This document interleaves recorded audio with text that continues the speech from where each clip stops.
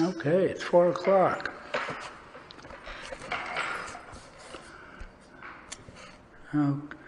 All right, well, we will start the meeting here. I will mute the phone for the moment.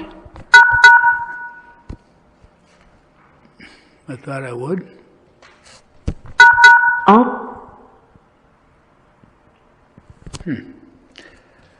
Okay, welcome to the Selectmen's meeting, June 7th, 4 o'clock.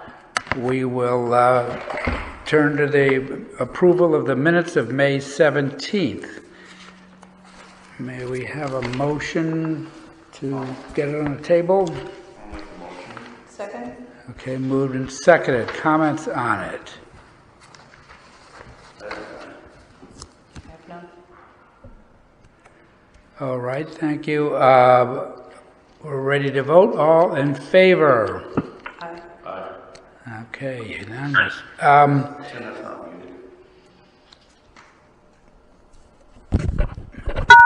All participants have been muted. Okay. Now, in as much as when I did this, I did not have the special meeting minutes, but I do. They were distributed. I hope you received them. Did you all? So, may we have a motion to add the special meeting minutes of the 27th of May to the agenda? So moved. Second. Okay, all in favor? Aye.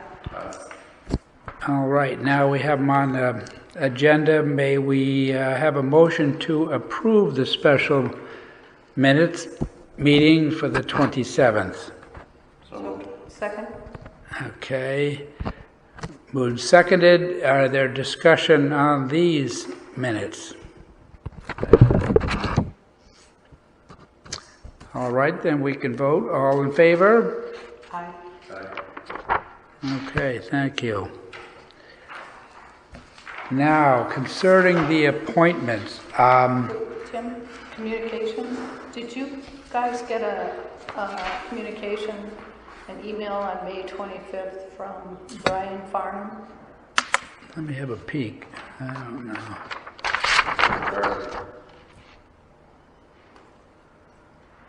Brian Farnham. I don't know that I've seen this, but I'm not always the best. His questions are on the back. Oh. Let's see. Okay. Well, maybe we can make mention of it and then talk about it.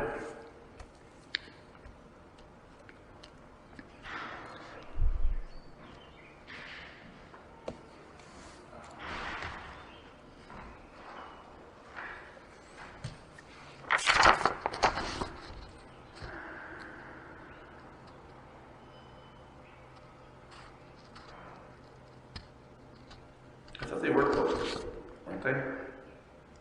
Well, not to YouTube. Well, all right, I guess we can, I don't know if we need to have a motion to add something to communications, but, so we have a letter for Brian Farnham. Do you want to just read it and then we can address it?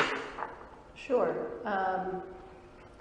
The Selectmen received a communication on May 25th, 2021 from Mr. Brian Farnham with some questions he hopes we can answer.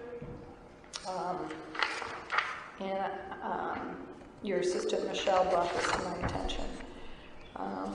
His questions are: going forward, will meetings still be recorded and available on YouTube? If meetings are not on YouTube, will all town of Old Lyme meetings be recorded and available online? In general, what is the town's policy on the timeliness of meeting minutes and or recordings available to the public? And what is the policy as to how late something can be added to the agenda of a town meeting? It's a town meeting. Thank you, and I look forward to your responses. Brian Okay, Farnham, 29 yeah, Neck. so I guess, well, we do post the video to the town website, and the minutes are posted when they are, I think the record of votes goes up first and then the minutes follow. And there is a timetable, it's supposed to be 7 days. I think sometimes we have not complied with the 7-day for final minutes, but I think the record of votes is done. And then adding to the agenda, as we know, regular meeting you can add to the agenda with a vote of the selectmen, but not to a special meeting. So I could communicate back to him as to what we do and the timing and so forth, if you want. I think that makes sense, and just let him know that the compliance with the Freedom of Information Act is important. Yeah. And necessary. But his question, the first question he asked is something I'm not sure of. Will we be posting our meetings, the videos to YouTube going forward? Well, they're posted on the website. That's on the YouTube channel, because we're taking the camera's video and posting it to YouTube. Is that going to be continued? Because we didn't do that. I don't know. I don't get into the technology there, so I think that's what he's asking for. Yeah. I don't know how many. If it's on the website, IT department or whoever. Well, I would think Who it's posts it now? Michelle. So why would it stop? Good question. I mean, I don't think it should, personally. I think it's turned out to be pretty popular. Well, I didn't know it was going to, so. That's why he's asking, is it going to? Because it didn't happen pre-COVID. We were not doing that.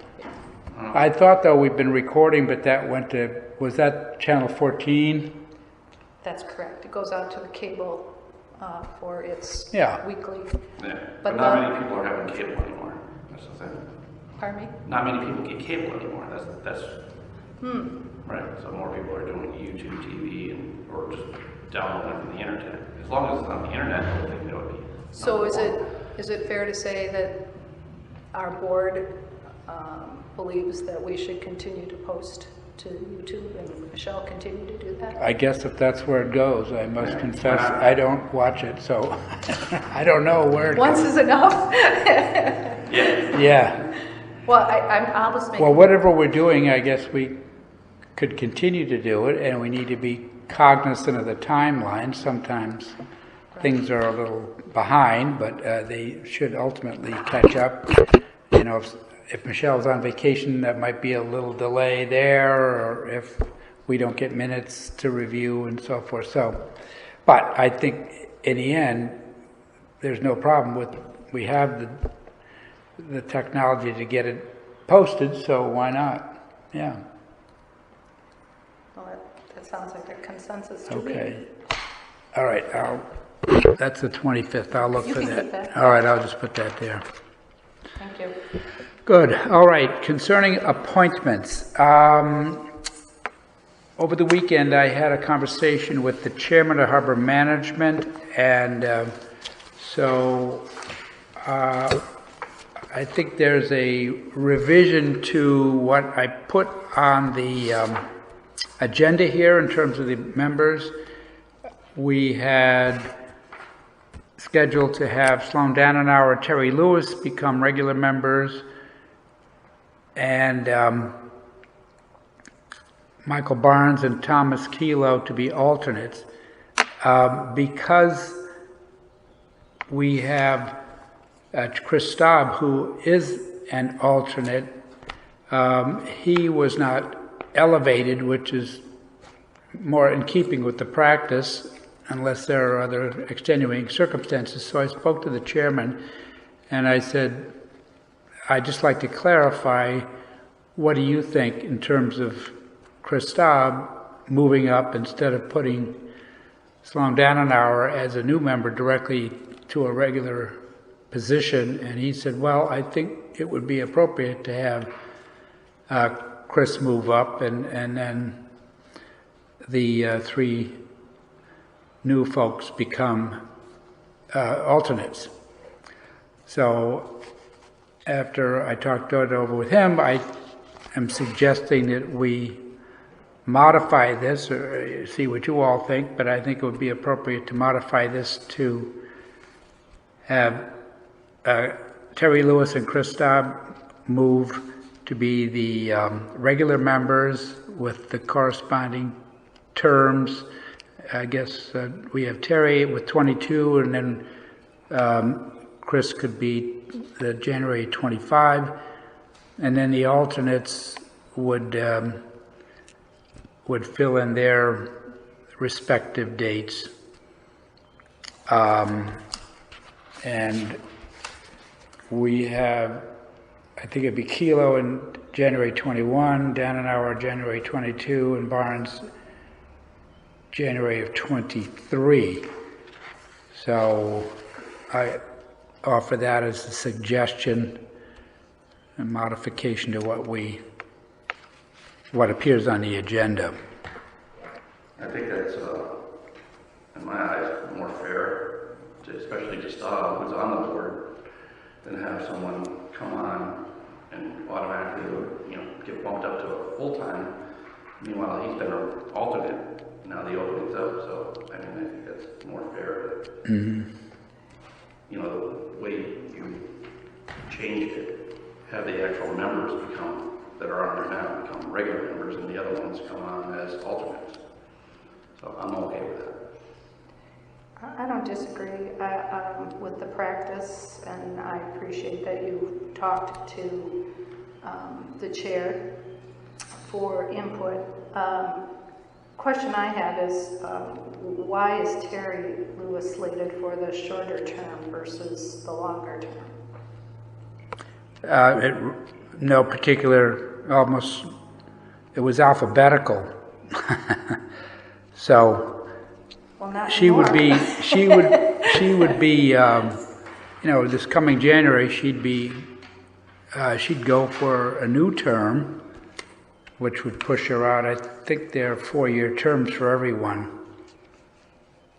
Okay, so then she... It says here, 25 on the back.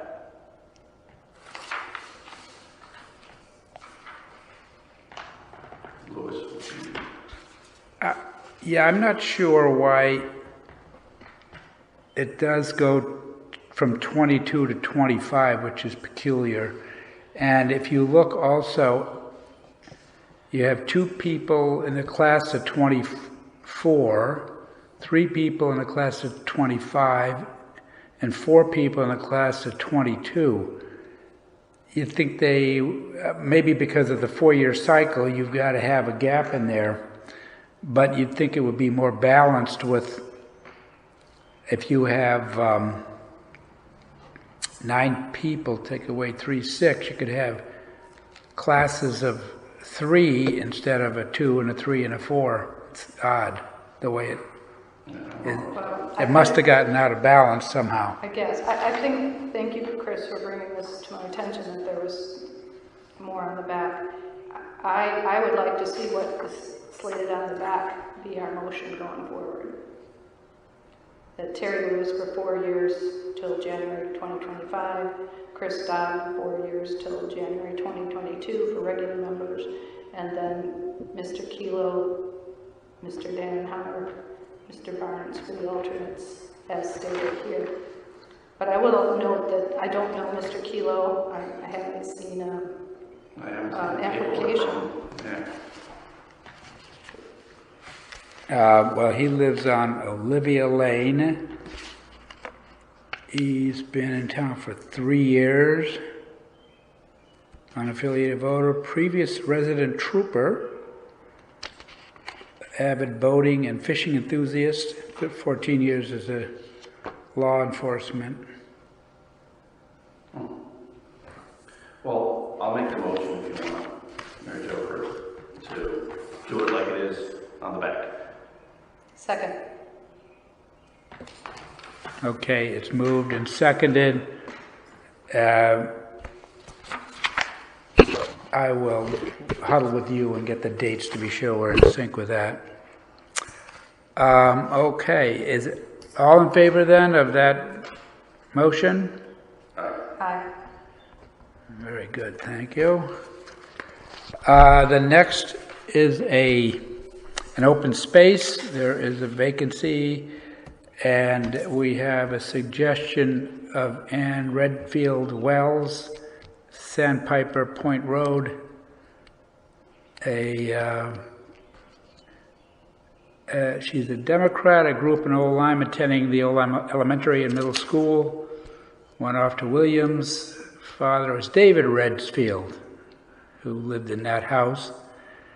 And now she's the owner of the house. She's a master's in environmental policy at Tufts.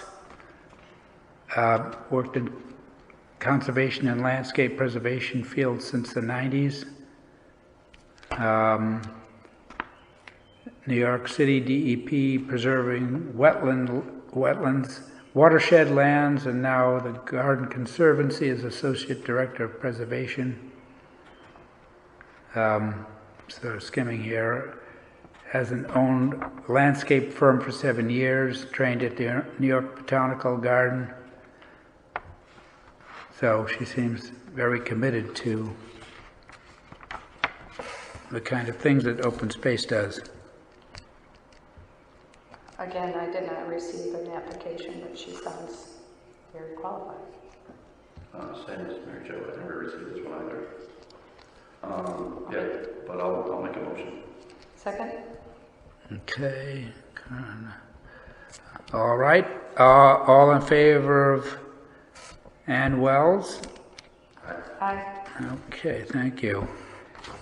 And I had a conversation with the chairman of planning, and he supports the application of James Lampos of Portland Avenue, Democrat, to be on the planning commission as an alternate. I'll second it. Pardon? I'll make a motion. Okay. Second? Yeah. Moved and seconded. Other discussion? All in favor? Aye. Okay, thank you. Let's see. Turning to old business, COVID, from pandemic to date, we have 342 cases. I think at this point, since the governor's discontinued his calls and so forth, we can probably dispense with listing the numerical number, since it creeps up onesie twosie sort of thing. If something comes along, we can refer to that, but I'm not aware of any particular changes since we last talked. I think the next benchmark will be the end of the month, when likely the mandates will have been totally rescinded. There are still some in place, and I think I think that has to do with meetings done remotely and so forth. Now I think there's some legislation being discussed that would provide for hybrid meetings and so on, so we'll hear more about that. We have, I think we mentioned, but our new town hall greeter, Connor Wyman, is working out very well. He's a quick study, and he's a very accomplished trumpet player, so we probably hear him warm up in the lobby here once in a while. But he's doing a great job and carrying on where Mr. Kirk left off. Okay, with respect to project updates, the Soundview sidewalks is coming along. You want to update us on that? Sure. Yes, they are coming along. They are still asphalting with the bituminous curb and a couple of driveways still left on the Shore Road portion of the project.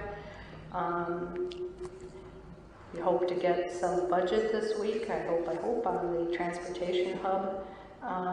We're waiting on the items that were, the committee asked the engineer to put in his design, which was done and sent out to the contractor for pricing, and then we can get that, we can make some evaluation on that. Most of that would be a change order to the project.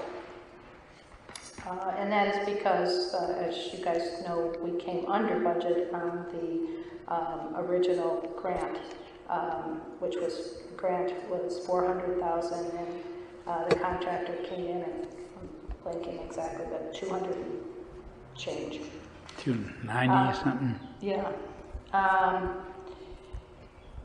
We're addressing individual concerns of property owners, primarily on Hartford Avenue. There have been a couple on Shore. What's left on Hartford Avenue is striping on the road. The contractor will have to come back and redo the bituminous aprons that were too short on Hartford Avenue. But given it's so busy, it doesn't seem to make sense to do it until the fall. So there are a couple items that they'll have to come back and address, but for the most part, they met the requirement of getting substantial completion done on Hartford Avenue by Memorial Day. But there's still a couple things that have to be done. So the committee will have to address that. Probably the biggest issue is the sod that we were informed was going to be delayed for 2 weeks, ended up being laid about 2 weeks ago. Partially laid, not all the sod. Like many things post-COVID, there's a delay in getting things. So they laid as much sod as they could, and as a result, we have to water it.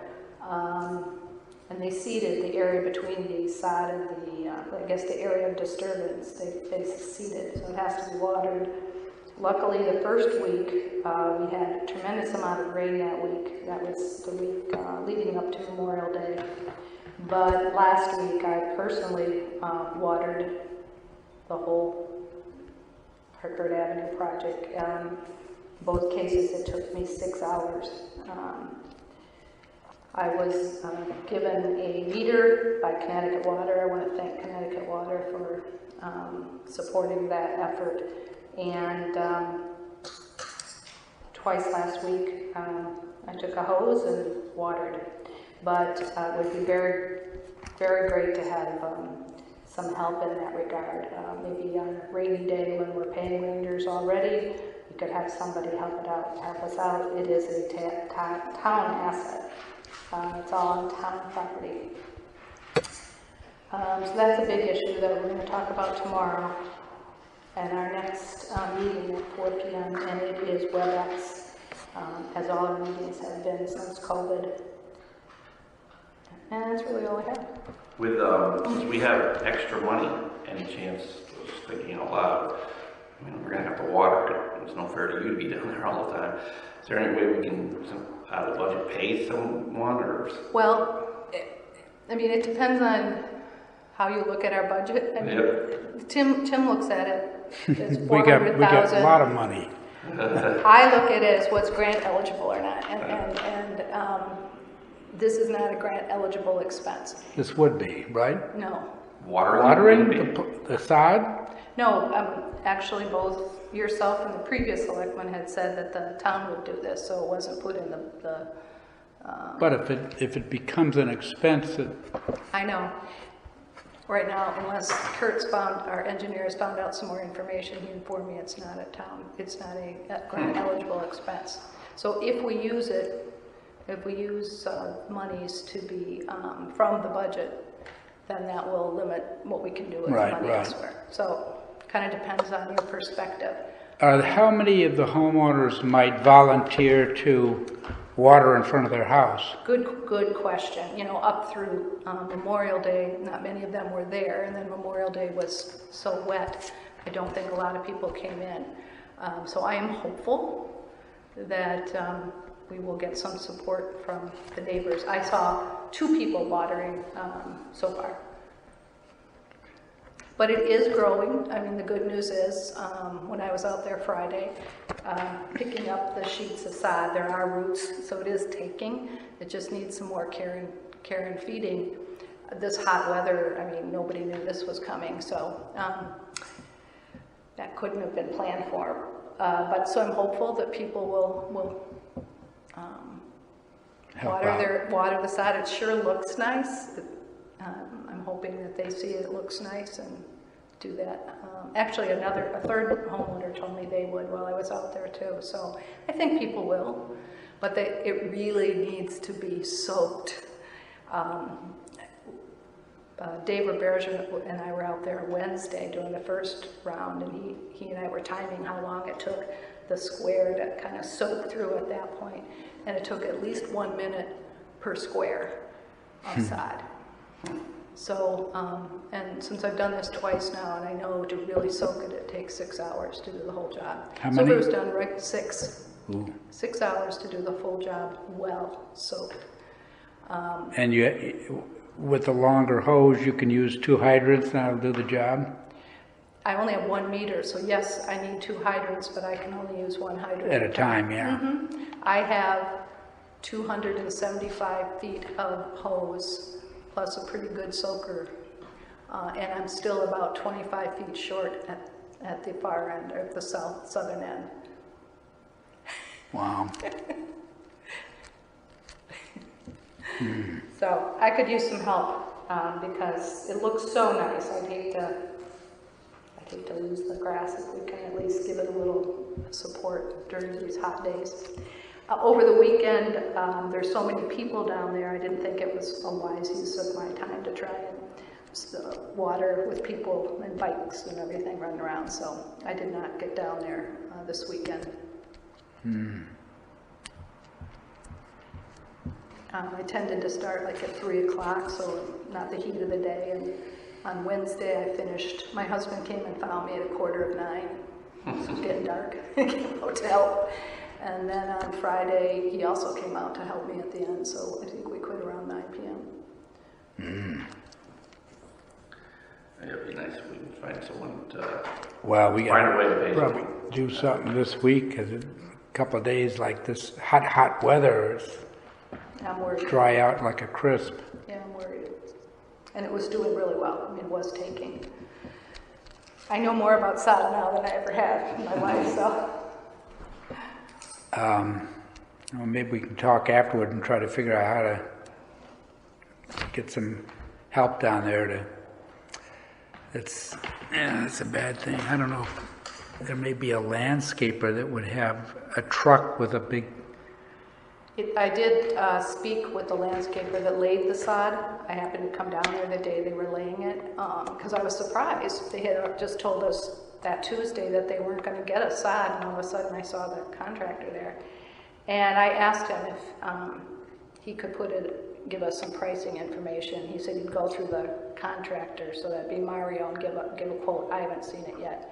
But he said they are all out. I mean, they are all so busy that, I don't know if they're even going to be able to do it or do it in a timely fashion. And then they may come from a distance.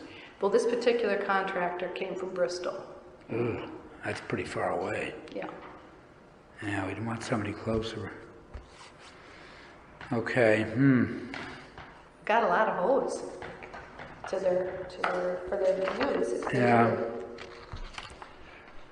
Okay, thanks. The Ferry Road,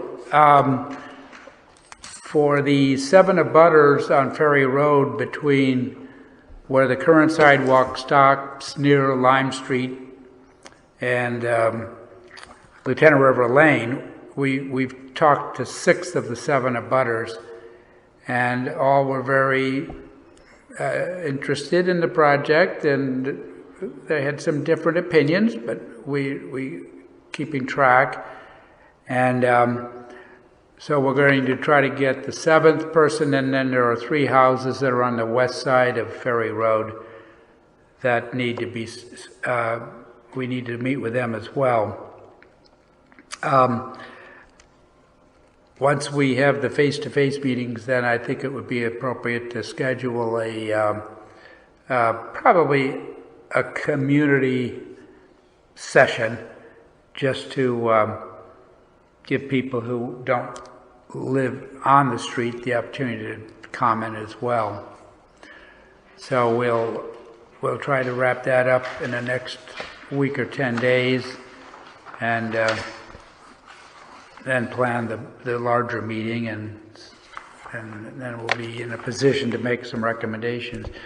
the tree warden will play a role in this, because in an effort to spare the trees which have obvious root issues that have heaved the sidewalk, we may need to have a non-standard approach to how to help at least 2, if not 3 trees that would be impacted there. And then there are a couple of others that have more minor issues, but we're going to try to come up with some creative ways to not have to remove trees. But it'll be a challenge. Tim, So, are you having minutes or agenda set out with your committee? our meetings so far, we have not had agendas and minutes. It's just been a conversation with the homeowner. I think we can summarize what we've discussed and recreate what we've talked about. So, yeah, I think in as much as we have the people who are on this committee there, then it would be appropriate to have that. Let's see, the transfer station scale house, Phil has not heard, he's not coming up with a recommendation on building as yet because he hasn't gotten all his facts in. So but he has been working on some of the utility work and so forth. So I think probably before our next meeting, we should probably have a reasonable estimate as to which way to go and what the costs will be. But he has, at this time, he's not made a recommendation to go with, say, a pre-assembled building that would be modified for for the scale house, the permanent scale house, or a stick built, something made from scratch. How's the temporary situation? I hear it's going pretty well. We had a little portable air conditioning unit here that was in use that we're not using now. Should be using it in here. But so that was taken down to the building that Mr. Ruddy is occupying. So I think I hear it's working out pretty well. It's connected to the scale, so we're not having to estimate what people are bringing in. It's actually, you can weigh the vehicle and all that sort of thing. So it's a normal operation. The Swan Brook, I asked the town attorney to give us clarity on what their opinion is of the town's responsibility for the pipe, which leads from the end of Swan Brook under the sand to the Long Island Sound, plus the crib, as we call it, on the front of that.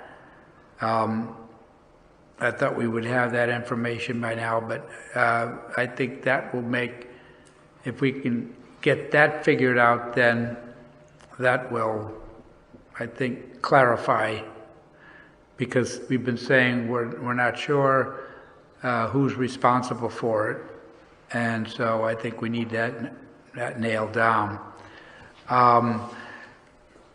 If it is determined that it is a town responsibility, then because this deals with water, we'll perhaps even investigate whether this might qualify for some of the American Recovery money,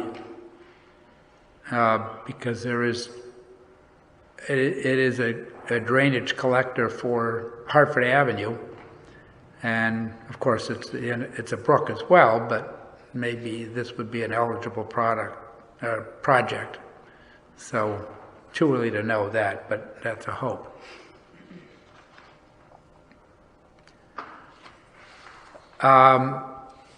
Soundview just wanted to reiterate that the golf regulations were approved at our special meeting.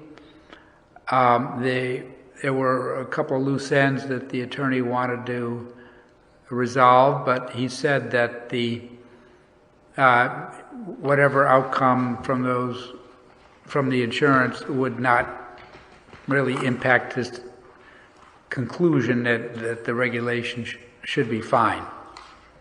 So I don't know whether they're actually starting to register the golf carts. I haven't heard that yet, but I think they're in a position to do that because we approved it at the last meeting on the 27th.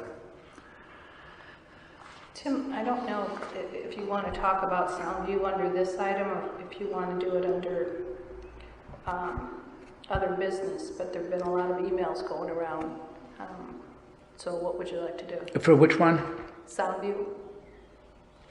What about Soundview? Well, I wondered if we could talk about the emails that have been going around concerning the beach capacity and because yeah, that would be good. We could. It's Soundview. It's not only the golf cart. I think. Then I want to add something having to do with the parking, the paid permitted parking lots as well. But yeah. Okay, you want to add an agenda item to Well, it is Soundview. I'll be happy to make a motion to talk about other Soundview business. We could put it under Soundview. Why don't we do the that matter, and we could also talk about the private lots, the parking fees, and a potential rebate of the fee that they were charged last year based on reduced capacity. Okay, I'll make a motion to add under old business C2, other Soundview business. Okay. All right, we want to lead off with that? No, I made a motion. So. Oh, all right, seconded, Mr. Kerr? Yes, I second. Okay, all in favor? Aye. Okay. Okay, under other Soundview business, I've seen a lot of emails go around that address concerns about capacity at Soundview Beach, at Soundview in particular. The emails in general address whether we're going to need to count people. And the last time we've had a discussion about this, which was maybe early May, we had a capacity of like 570, and B11 was going to be closed, and they were going to be counting at the Miami Beach and the West End and at the Soundview Beach entrance. Now it appears, as COVID restrictions have changed since then, that there are concerns with that there is no longer capacity, so I'm asking about that. B11 should, and if that's the case, why is B11 closed? And originally, when we talked about it last, I think it was, we said it was temporarily closed. So right. I'm asking about how are we, or who is, having these discussions, and are we going to discuss it as a board? Yeah, I think clearly that the issues related to COVID, trying to restrict access, that has subsided. The remaining issue is whether there should be a capacity based on just the amount of people in general. We know that the state beaches use the parking lot capacity as their limiting factor. And I think that there was discussion amongst the resident trooper and the Soundview Commission and the Miami Beach president that they seem to think that it would be a wise idea to establish an overall capacity on Miami Beach irrespective of COVID. Irrespective? Yeah. And it more or less mirrored the number of people that were limited during the time of COVID. I know when we worked on that number, it was kind of trying to say the beach is about 750 feet long and so many feet wide, and do the math, and it was not that scientific. I was speaking to a gentleman today who said that the I think the amount of people on Miami Beach itself would be 500, and then on the ends of Hartford and Swan, an additional 100. 70 at Hartford Avenue and 30 at Swan. So whether 500 on Miami is too conservative or not, I think we could, perhaps after going through last weekend when it was pretty warm and I imagine a lot of people were in attendance, could see what that same group of people thinks about the capacity. We know that there are Soundview residents who would really like to have gate B11 be open. Part of the reason that was closed was to limit the number of access points and therefore limit the amount of staff that would be required to staff those entrance points because we're not sure how much of this activity, if any, will be reimbursable. It might just be an expense the town would need to bear for the monitoring the number of people. Before COVID, a number of years ago, there was probably no specific limit, and a lot of people would go on the beach, and whether that was an unreasonable number of people and left a lot of trash and everything else, I got the impression the way they wanted to limit, the management of Miami were in favor of limiting the capacity, but that trying to do a count and maintain that limit, which is very difficult anyway, is an expensive proposition. So it probably would be worthwhile to get the group together and after, one good weekend, Memorial Day was an exception. Well, I think this weekend was pretty hot. I'm sure they have some pretty good numbers there. Yeah. No. So pre-COVID, we did it by the number of cars in the parking lot, correct? That's how we regulated it? Well, you have No, how was it done there? all the parking spaces in Soundview, the permitted ones. There are a finite number of parking spaces. I think it's 300 and something, if I recall, between the street, the town lot, and the permitted lots. There are other visitors to Soundview who park at private homes and go to the beach. So it's not just the permitted parking areas. Well, since COVID, what I'm getting at, we did an actual head count on the beach. Right. The number coming in, correct? I have not heard numbers, and I think this past weekend will be the first weekend for a count, really, because prior to Memorial Day, I don't think it was cooler weather, and I don't think there were rangers and all that. So this last weekend would probably be the first instance of being able to see what the count was as well as possible. So who would be in charge of the capacity? The fire marshal and resident trooper? Principally the resident trooper, because there would be Miami security at their entrance on the west end of the beach, which is a code entry. So that person would communicate the number of people coming through to the Hartford Avenue, where it would be sort of home base, and then Hartford Avenue would count the number of people entering the beach, entering Hartford Avenue, Swan, and trying to keep an overall big number, whatever the number is. If over this past weekend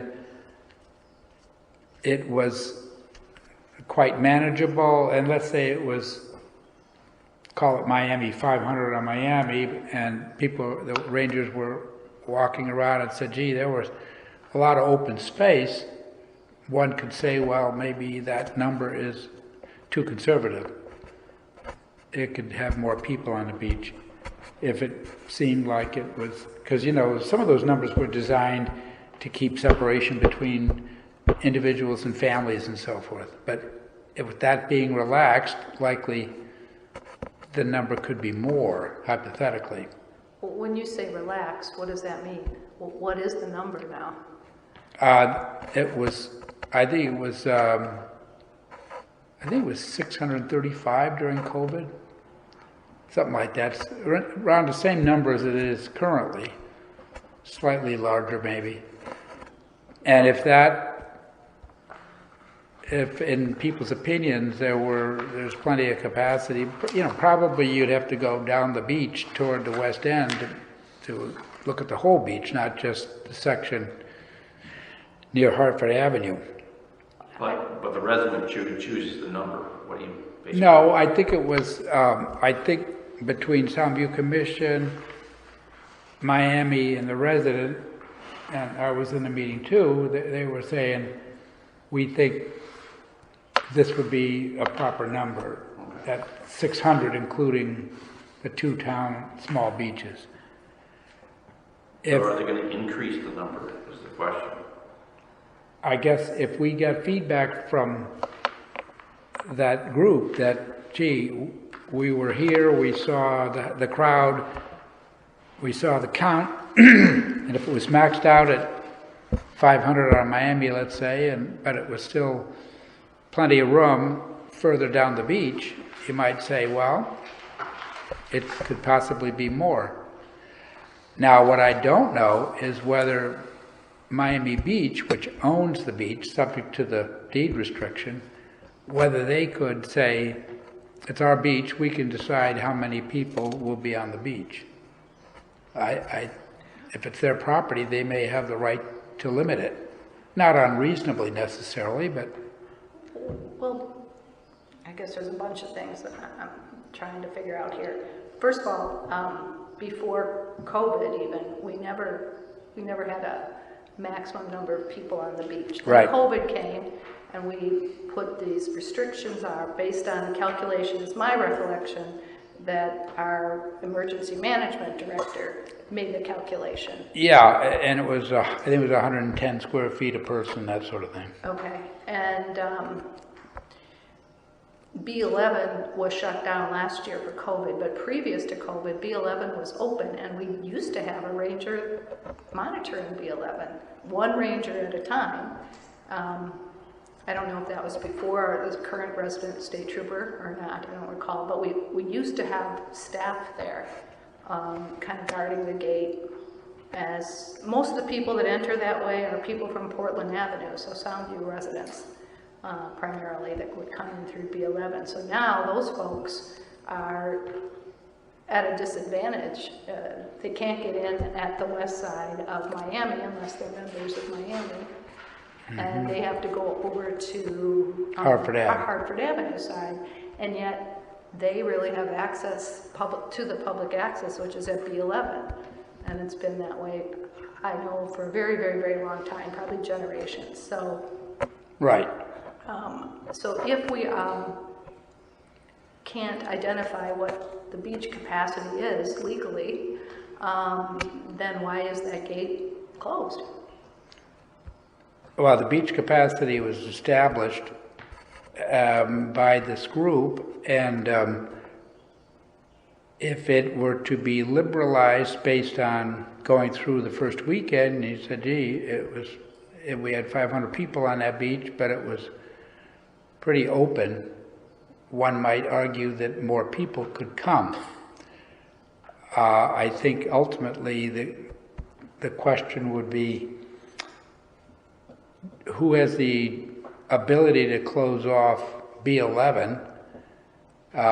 It is, I think the Soundview population, I don't know that they have a superior right to going on the beach than the general public or somebody that lives in Old Lyme itself. I don't think there are different priorities of people. Even Miami residents coming to the beach later in the day, if the beach is deemed to be full, they would likely have to be turned away. B11 is public access, so even a Miami resident could Yeah. enter that, correct? Right. So the decision, as I say, was trying to do the count accurately, not having a third access point and what would be required for staffing. Now there's a complication about trying to check bags and so forth We've been doing that for years. but you can't now. But I think with the police accountability and so forth, the Right. police officials and rangers are not willing to Right, search those things. right. So it may be that private security could do that function, such as the Miami private security if they were available. Because there is a 5-quart cooler maximum size, but 5 quarts is still 5 quarts, depending on what you're bringing in. So if the beach capacity were deemed to be too low a number, and the various people agreed, that number could be adjusted upward. The next question would be, well, what is the consequence of sealing off B11? Could it be open, and under what conditions? What sort of gatekeepers would you need there? So I think we need a meeting of some of the the people I mentioned to review how it went and come up with some, we think it went pretty well compared to the number of people that were in the area and so forth. You'd mentioned the garbage. Can the rangers ticket for garbage left on the beach? Do we know? I guess you'd have to be right there when somebody and see them dump. Yeah. I mean, it's probably going to be tough. Have we spoken to our town attorney about all of these concerns? We did at the initial, and the one thing I think we need to get an answer to is whether, because it's the property of Miami, if they unilaterally can establish what is a reasonable number of people.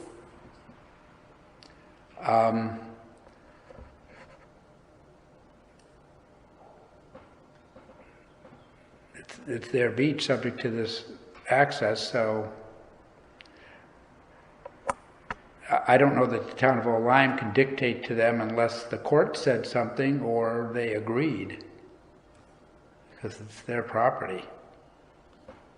But I think if they saw that the capacity was really not a problem over this hot weekend, they might say, well, we could relax, and B11 is an access point. How might that be reopened? Worth a discussion. I think we have to talk to the players involved. Indeed. Along with the resident state trooper and figure out what's going to happen. Yeah, and as you said, Mary Jo, it was not ordained as a permanent thing. We wanted to start out conservatively and see how things go, and I think last weekend would have been a pretty good harbinger of how things would work. I think Old Lyme was pretty full, don't you? At the beach. So. I think all the beaches were pretty busy last weekend. So. Yeah. Well, thank you. I appreciate the initial conversation because, I was surprised with all the email traffic, given that the last time we had talked, it seemed it was not going in that direction. So, I think people are willing to talk about it. I know Miami is sensitive about the whole thing because they're the ones that own it, and their residents not only pay town taxes, they pay Miami Beach mill rate. So it's probably a bitter pill to say you can't go on the beach because we've reached capacity. So they might want more capacity. I don't know. This is just a general question, and maybe you have the answer. Why is Miami Beach so much more of an issue than like Old Colony? Is it because we have public assets Oh, on it? yes. It's open to the public. So that's the big Whole town difference. is private. So Yeah. Miami has got public access. Sure. Well, the Hilliard deed originally and all the transactions, it's, the public may come on the beach. And in front of, Soundview obviously doesn't, from Portland to Swan doesn't go to the beach. Miami juts into Soundview about halfway, if not more. So the people living on the eastern side of that, they have car traffic behind them and they have beach pedestrians out in front of them. So it's Times Square for those people. But it's an oddity how that little portion of Miami juts into Soundview like that. So I think it would be good to try to huddle the group and have a conversation, see what people think. I know that Miami would like to stop vehicle traffic coming past Portland Avenue on Pond. Because if they were to put a gate at some point, then if people drove in there not knowing what they're doing, they would have to back up or turn around, and there's pedestrians, and then there's a private lot that has an entrance out to Pond that's beyond Portland. So it's a tough one. Well, we just have these golf carts for people on Portland, if they want to, that are part of Soundview. They need to have access to Pond. Yeah, if Miami Beach were to put gates across Pond at some point, if they were able to do that or wanted to do that, you might not have Miami carts. How would they get through a gate? If it was manned and then you had somebody coming and the person manning the gate could open it and close it, but that's... Then they could open B11 too. Yeah. Well, Miami they would like some sort of a fence to restrict cars. And the further back you place it, you probably need something at Portland to deter people from turning in, just thinking, well, I'll go down here and find a place to park, as people might do. Well, I've lived down there. Well, it feels like I live down there in the summers a lot. And that lot down on Pond fills up pretty quickly, and they put up their full sign. So people just pretty much circle onto Portland. I don't see much traffic going on that side of Pond and having to turn around. Yeah, and they do. I think last year they had sawhorses blocking. They did, yeah. Yeah. But if somebody leaves that lot, then they have to be able to get out. So, But we'll try to get together the group and see what they think. Because I know there's real pressure to open B11. Well, let's put that on our agenda for next month or next meeting Yeah. too. Okay. I sent the selectmen a memo or an email. I'll just read it. This has to do with the private lots. Last summer, the Board of Selectmen reduced the maximum capacity of the private parking lots to be 50%, and that lasted for the entire season. Apparently, we did not refund 50% of the fees paid to the lot owners who paid at the beginning of the season. I believe it would be fair and proper to rebate the 50% this year. As you know, the town did not increase the $35 per vehicle charge this year, but did pass on the 6.35% sales tax the state of Connecticut is requiring all municipalities to pay. The total fees collected last year and will be collected this year, not including the sales tax, will were or will be $7,070. If we rebate 50% for last year, in accordance with what I read before, the town would refund checks totaling $3,535. So I think that I checked and there was no refund, so I think inasmuch as people paid, and I presume most everybody played by the rules and parked at 50%. I don't know exactly 100%, but let's assume so. It would be, I think, fair to return 50% of the fee based on that restriction. I think it's only fair since we limited it to 50% of what we charge them full price. Well, one came before the other, yeah. Yeah, but I thought we were going to limit kicking back to 50% last year, so. Yeah. I agree with you. Did Nicole bring this up to your attention?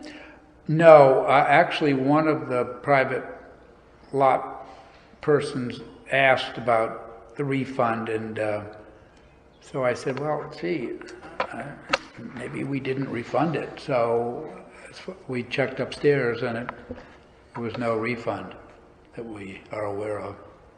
Is there anything in our agreement with the private beach owners that forbids us or doesn't allow us to refund it? I mean, I don't know what the agreement looks like. I don't think or the so. Permit, does it say non-refundable on the permit or anything like that?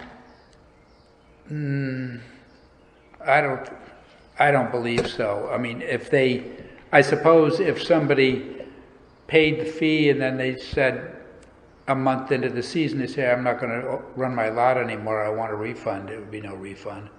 But inasmuch as with the COVID stuff, we came out and said, well, you are restricted, I think that's a unilateral decision. And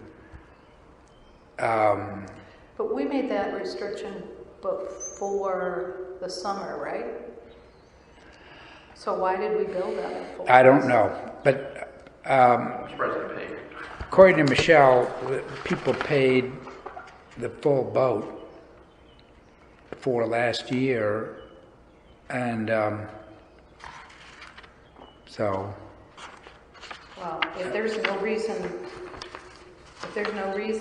that we shouldn't refund them with finance, then I agree we should refund them. I still have a question of why we billed them full boat anyway, but. Yeah. Well, I'll go over it with Nicole just to make sure, but I'm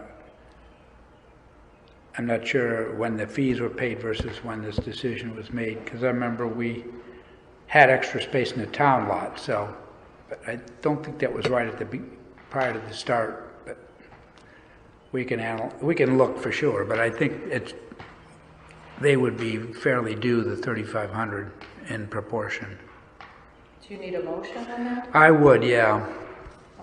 I'll make a motion that the town of Old refund the private parking lot owners of Soundview 50% of their billing from 2021.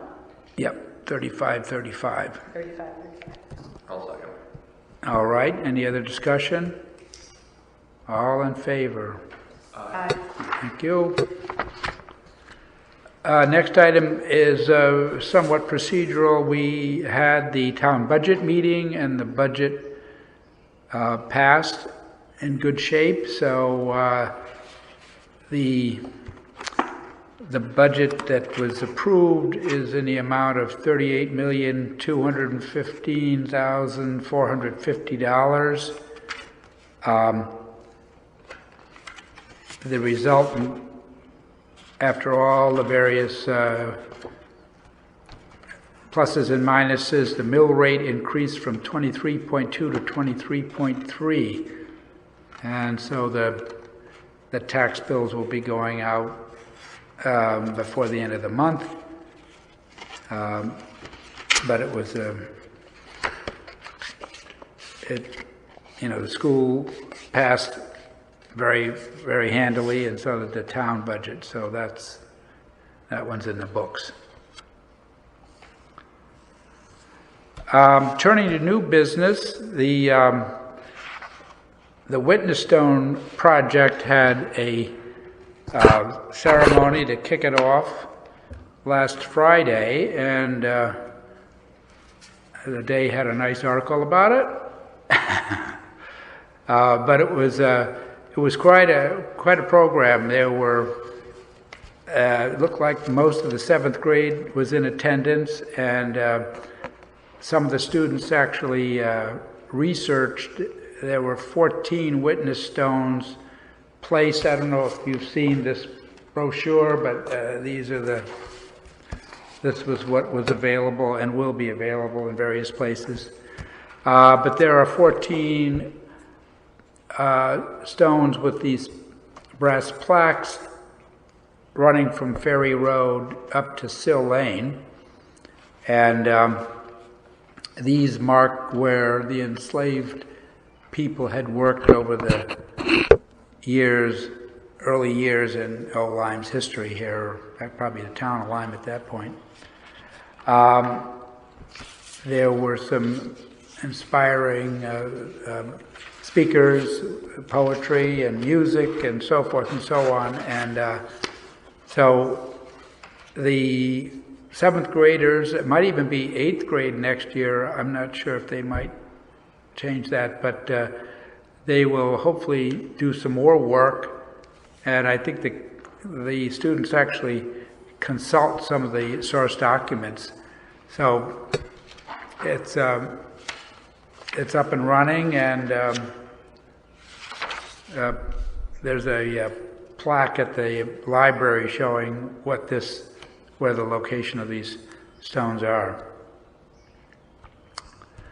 And I think Carolyn Wakeman was one of the prime movers in getting this organized, and it's really a historical endeavor to make sure that these people's names and a little bit about them can be developed and remembered, as opposed to just going into obscurity.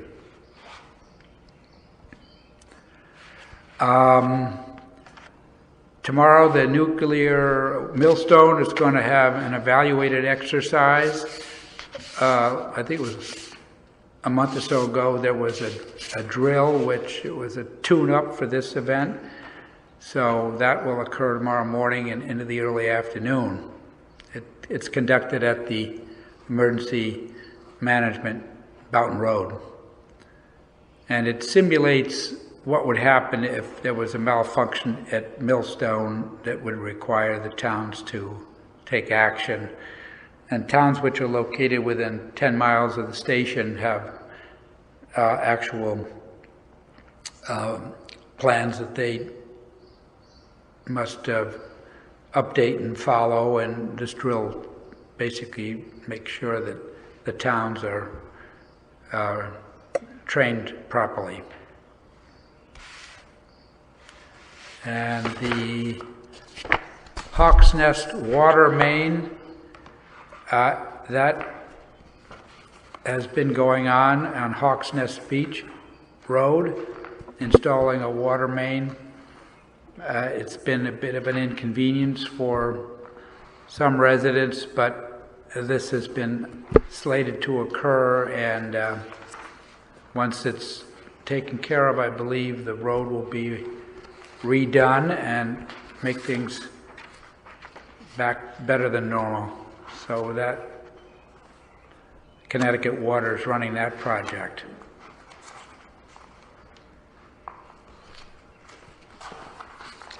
So at this point, we'll open it up for comment. Anybody in the room?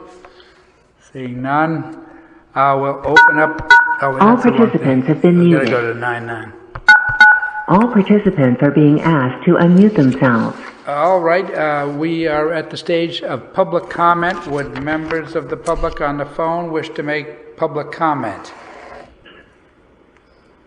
Yes, Tim, this is Frank Papalardo. Good. So I have some thoughts on the beach capacity issue. I think our first step is to really figure out what the beach capacity is of Soundview using some realistic numbers and maintaining a healthy and safe beach program for Soundview. We can obviously meet with Miami, which I think would be an excellent idea if we all got together. And then hopefully Miami would work with similar numbers based on what we consider a safe beach capacity is for Soundview.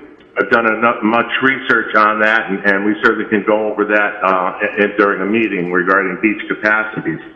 I think with our limited police resources and our traffic access issues down there, allowing unrestricted capacity on the beach is really not a safe situation.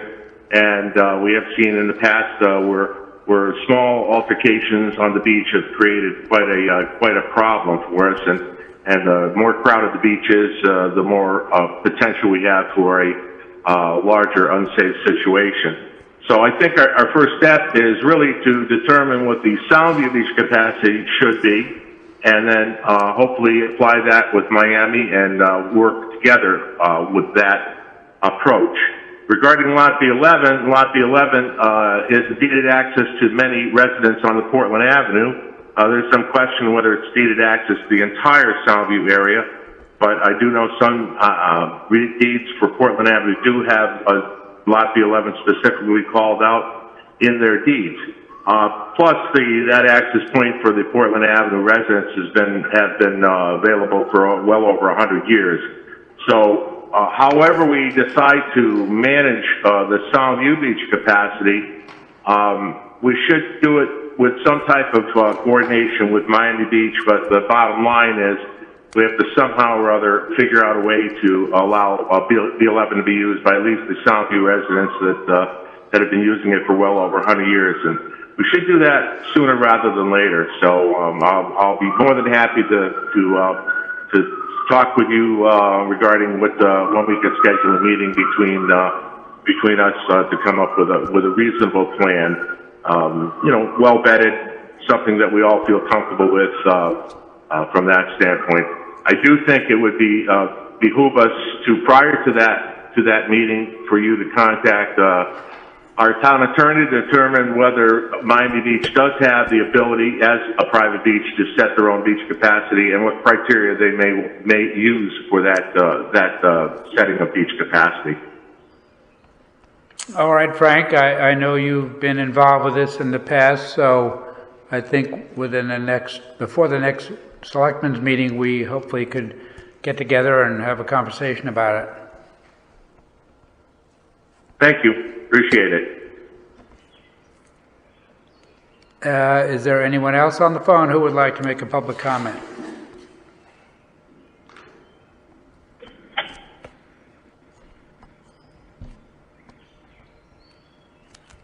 All right, thank you.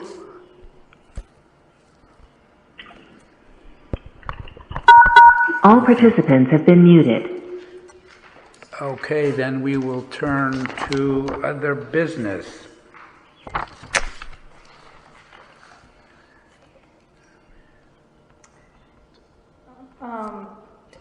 Chris, do you have anything? Just a couple of quick ones. Go ahead. Was all the vandalism at the Rogers Lake bathhouse repaired and all up and running now? I think so, yeah. I think the door was lifted off the track, so I think there was a stop installed so it couldn't be lifted off. Okay. The damage was not structural so much as pretty awful otherwise. Cosmetic, okay. Yeah. All right, and then did anybody hear anything more about Old Lime Shore sewer? Someone told me this weekend, and that's why I'm asking. Someone said they put their project on hold because of costs. I'm not that well versed in the math and so forth, but I think the way the project was bid, there were only a couple of companies that responded, and the prices were quite high. So I'm not sure what the next step. I think if, like with the town, if we were to receive bids and they all were way above what we thought they should be, then you could reject the bids and modify things and so forth. So I'm not sure what the next step would be, but I think they were unpleasantly surprised with what they had received for bids. Okay. Could we get an update on the sewer project on our agenda? It's been a long time. We could probably ask Rich Prendergast to comment on it. That'd be great. And then, Trooper Weber was talking about part-time police. And I thought we had budgeted 2. We do. Okay.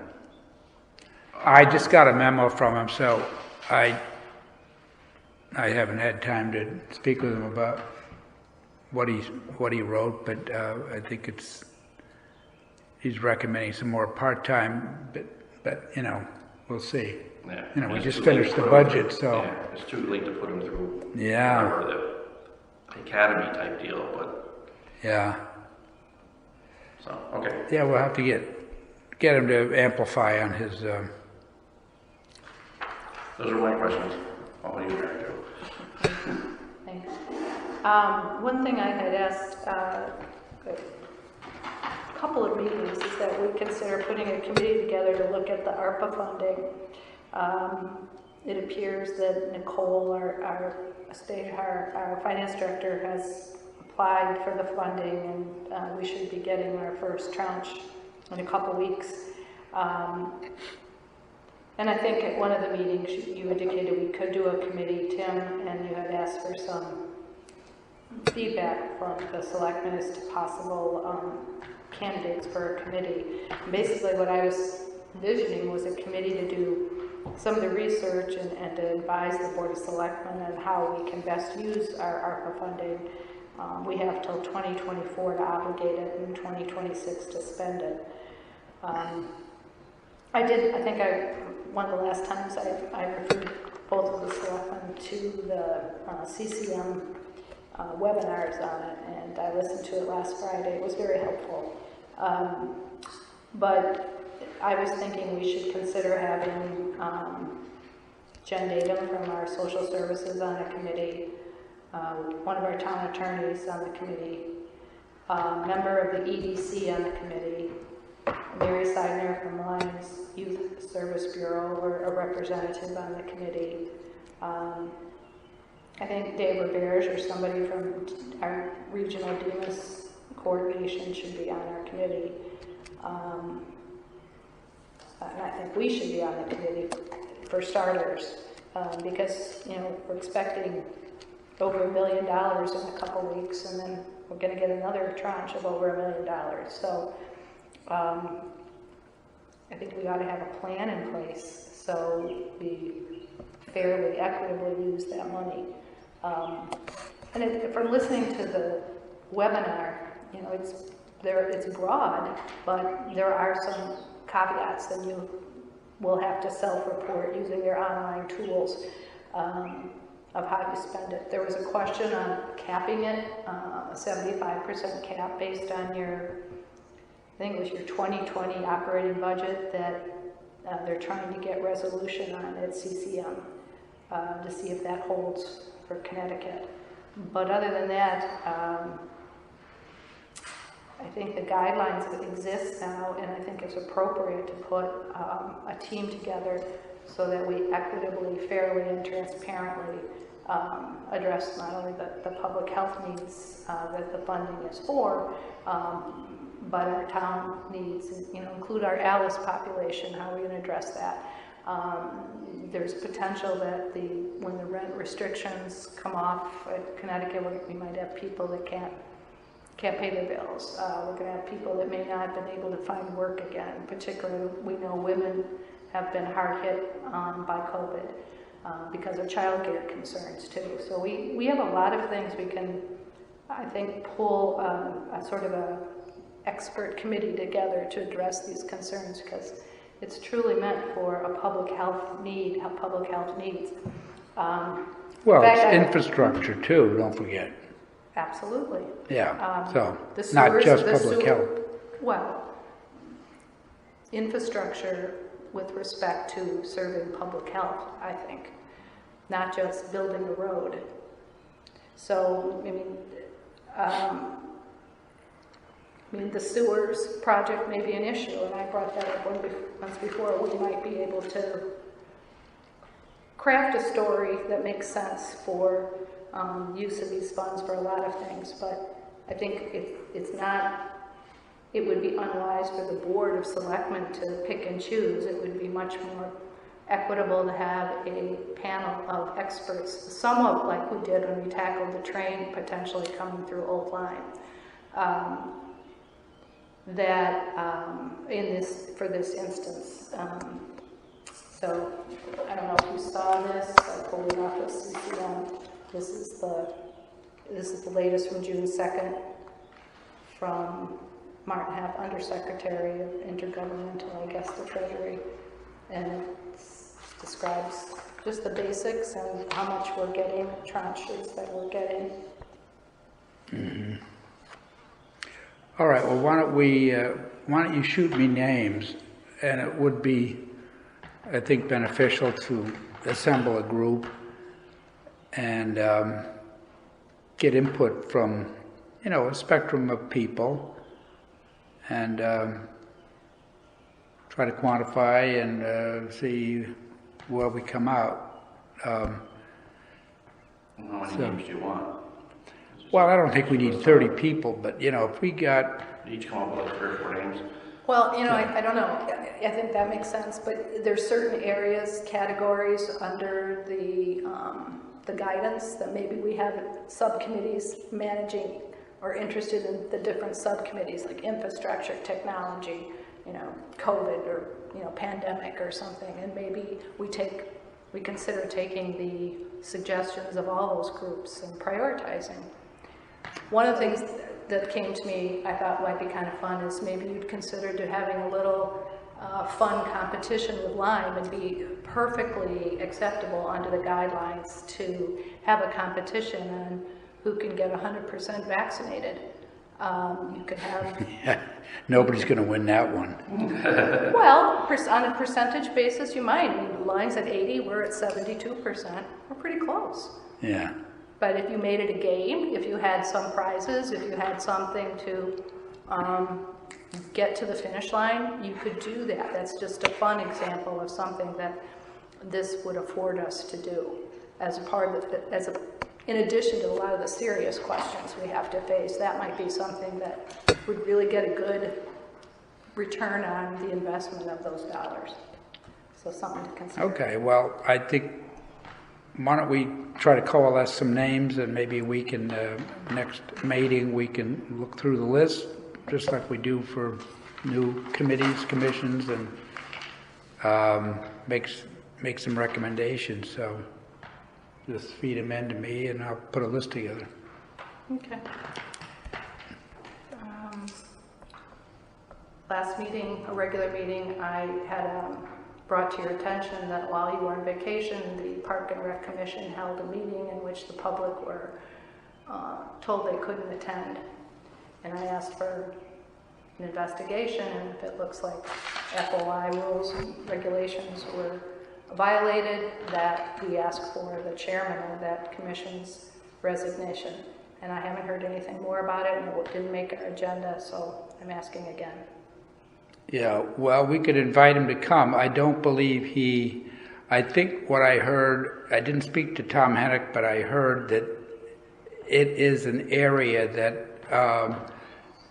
it's a little unusual. So I don't think that, what I gathered is that there's not like a willful violation of the FOI. So I'll ask him to come, and if failing that, if he didn't want to come, he could maybe do a written statement and summarize what has happened. I think they had a meeting last week, and I think it was going to be a a hybrid meeting, so I think they're probably meeting properly at this juncture. But I'll ask him to either come in person or to send something in writing to summarize what happened and what the posture of the FOA is. Well, he can possibly also call in. You know. Yeah.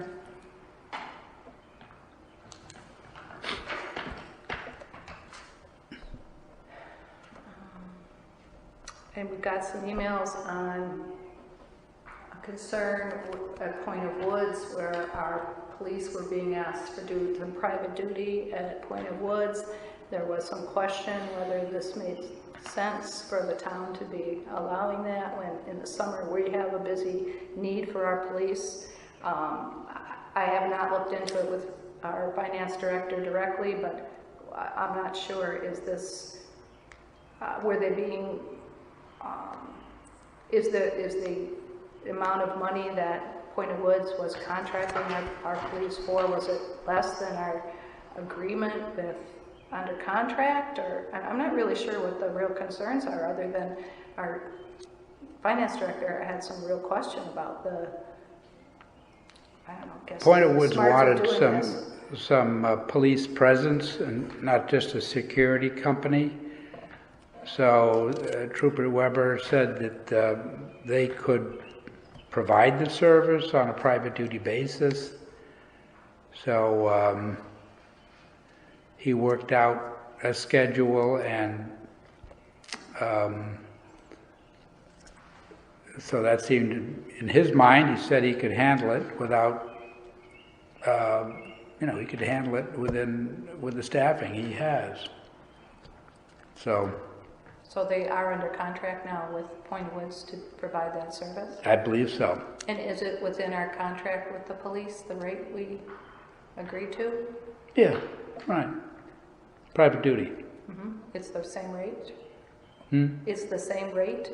Yes, yeah, and if he himself were to serve, because we have our police and some part-timers, then he would be at a different rate, of course, but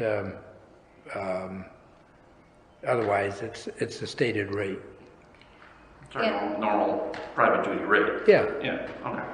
Is her concern more than it's because it's an agreement with a private beach association? Is that really the issue?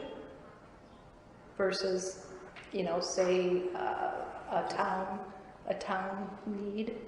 Is that really the issue? Well, Point of Woods has 400 and some odd houses, and they asked whether they might have the services of police for certain times during this summer season, and he evaluated it and was convinced he could supply what's needed at the private duty rate. So it was just like a road job. They would be Well, I think that's my question is her concern that we are taking town employees basically for a private beach association, and then we'll be short on a town function, and you're saying no, he feels well, private duty, you wouldn't book off your shift to do a private duty job. And the trooper told me that it would not impact the operation, so I take him at his word. And it's like the school hiring for events. Yeah, basketball games. Like that, they're a separate entity. Yeah, well, that's what. But they're getting charged, and what we decided on there. Yeah, that's why I'm asking the question. You're right. The school has used our police for like graduation, for example. Yeah. Sometimes we charge them, and I guess sometimes we wouldn't. But I'm trying to identify why was this such a big deal? What am I not? What am I missing? I don't know what the big Point deal of was. Woods I wanted. saw one of the emails, and I couldn't figure it out myself, and I asked the question, and it was not went unanswered. So Well, I think it's simple.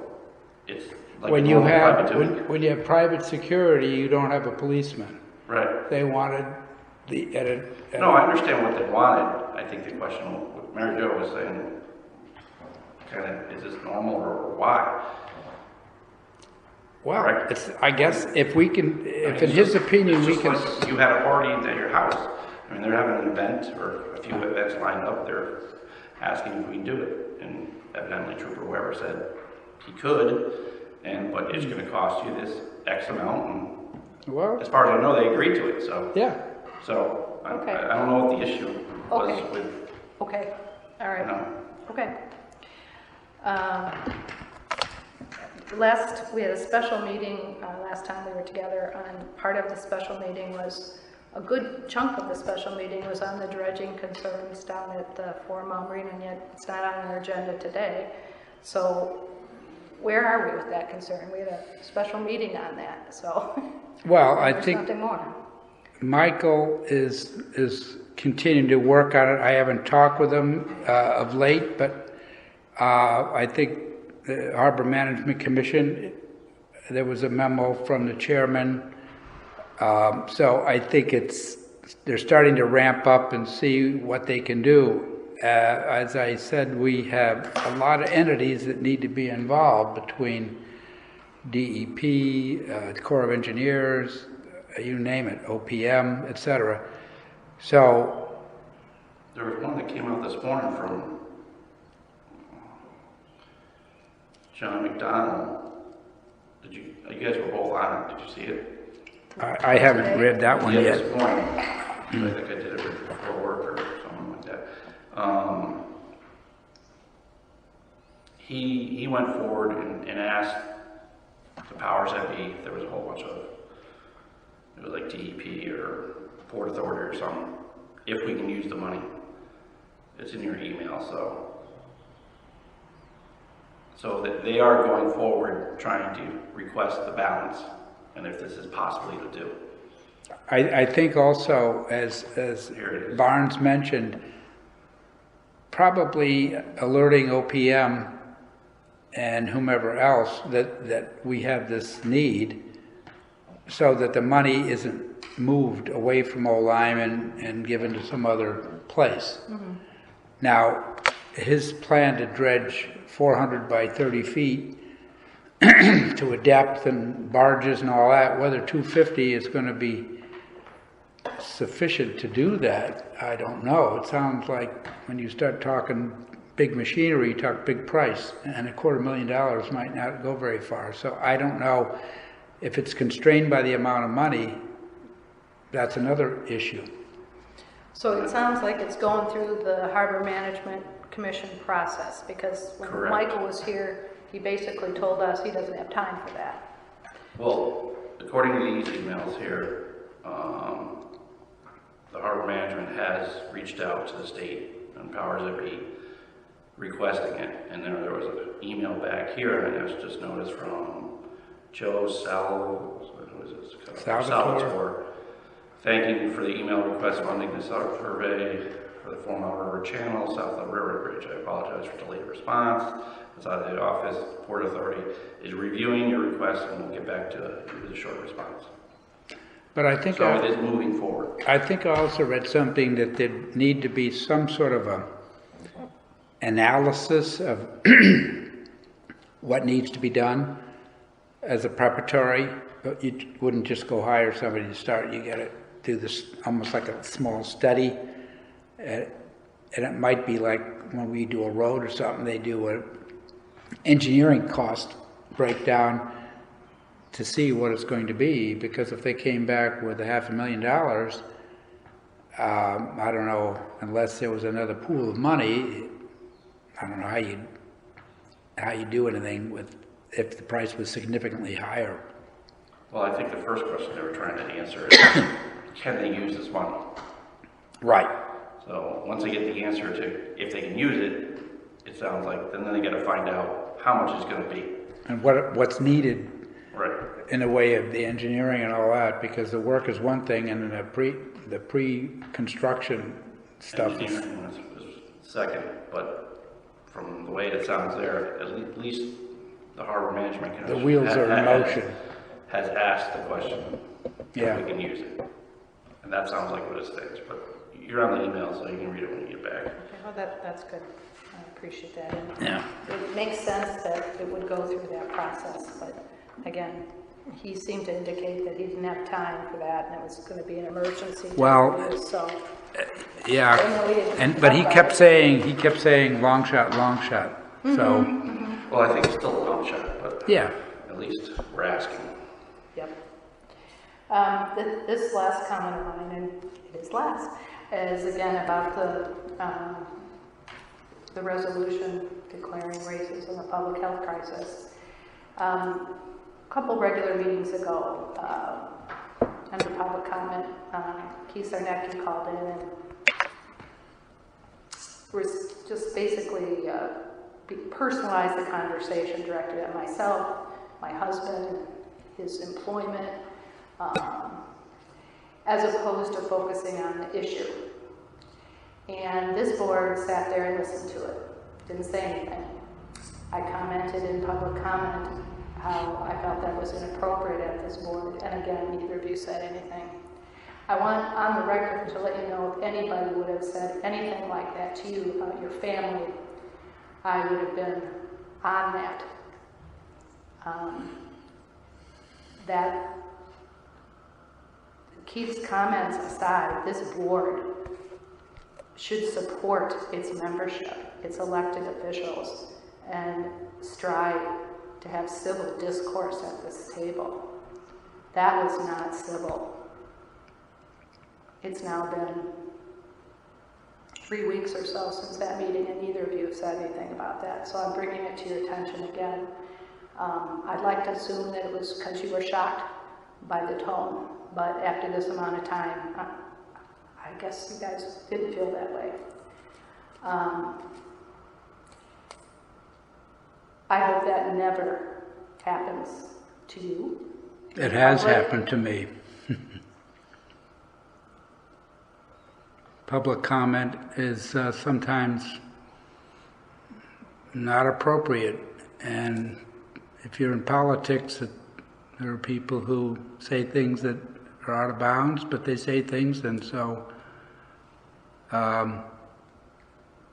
it happens. Well, I don't think that kind of discussion attacking people's family has any business at this table. I can't imagine if someone called in and criticized your significant other or your kids that you would tolerate that. I had my children who were listening that day call me and ask me if I was okay and did I feel safe. That's how they took that. I believe other people may have heard that too. So I did not appreciate either of your lack of commenting on that over this amount of time.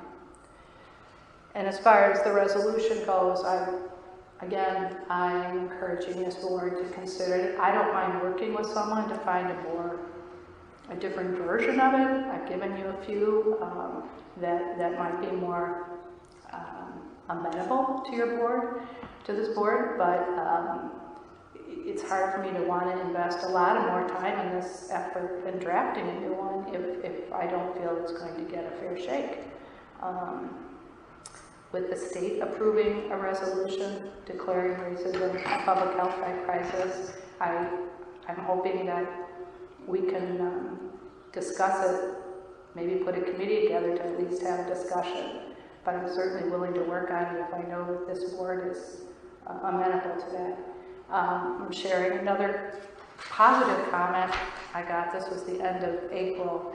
The person cited a concerned citizen, but has her email on here, and it just said, Ms. Snozel, I read the article in the Lyme Times regarding your proposal to identify racism as a public health crisis in Old Lyme. I thank you greatly for your contribution and your persistence.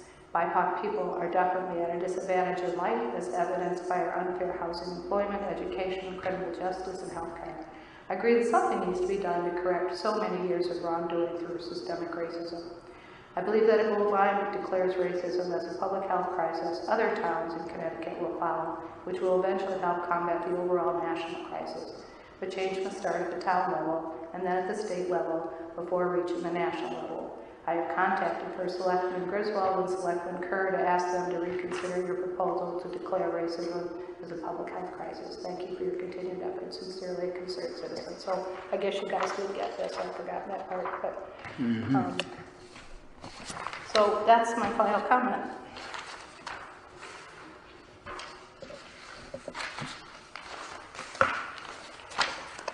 Any motion to adjourn?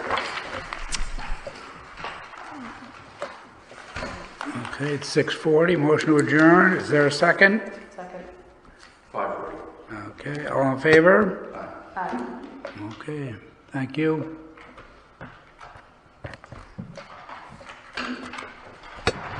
Anybody else coming out to these after us, or should we put these away? Anybody else has a meeting hall tonight? Should I put these away? Nobody, well, they might start using this, but I'm not aware of it. No, tonight.